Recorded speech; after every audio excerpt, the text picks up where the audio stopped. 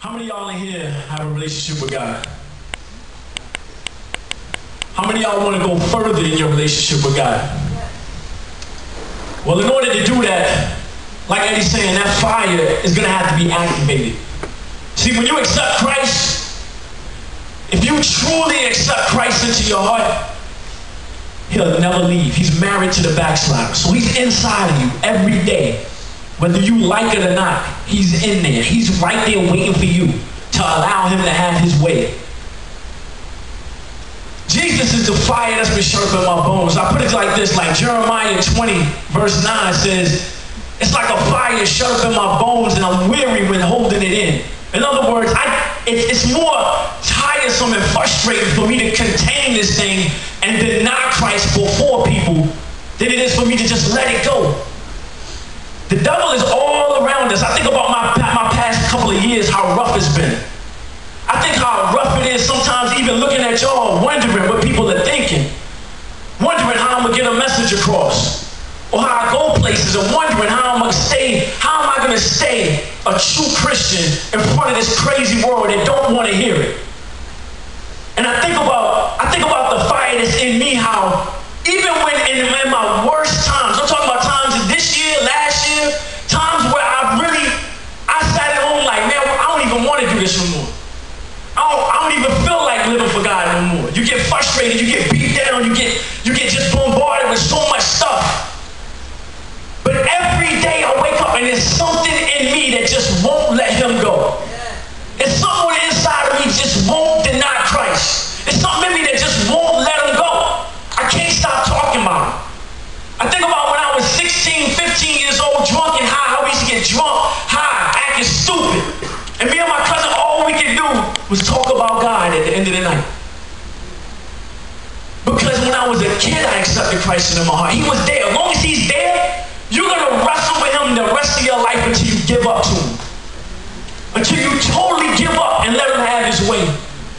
But in order to do that, you're going to have to make firm decisions to take a stand.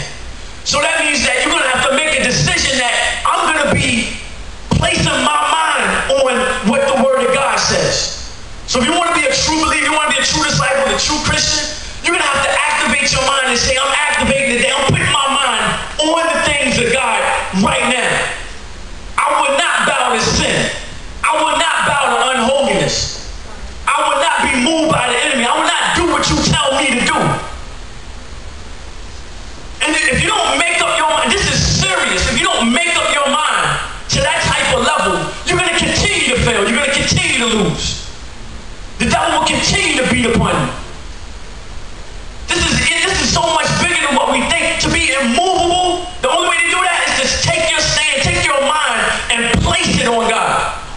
To put on the armor of Christ every day, several times a day, thousands of times a day. There's times where I'm at work and I catch myself getting ready to make a decision to deny Christ in boldness. What I'm talking about is when I have a prime opportunity to stand up as a true Christian and I mumble. Or I don't say what I know I need to say. Or I don't leave this crowd when I know I need to leave this crowd. You cannot continue to live as a Christian and deny Christ and shut the fire down. When there's something on fire, you notice how when there's a fire, all of the elements around it are trying to pull it out. It could be a fire hose, water, it could be wind, it could be anything. Everything around it is going to try to put that fire out. That's how the devil operates in us. He knows that we've accepted Christ. He knows that we've been set ablaze.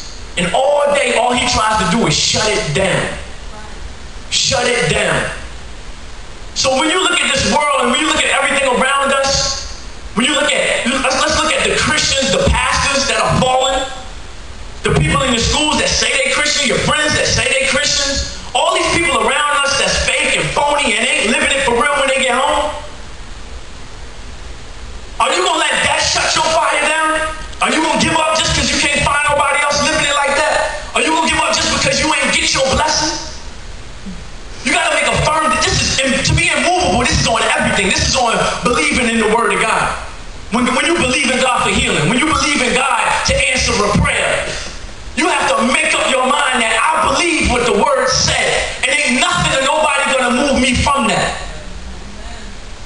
believe that God called me to minister. There's times in my life where I don't feel like I can do it, where I don't feel like I'm any good. But I made up my mind that I know what God told me. I know he called me to do this. Just like when I believe God for healing, I know God said he'll bless me. I know in Psalms 91 he said because he loves me, he'll protect me. When you read his word, you got to believe what it says. But in order to believe it, sometimes you have to force yourself. Sometimes you have to make up your mind that I will submit to the will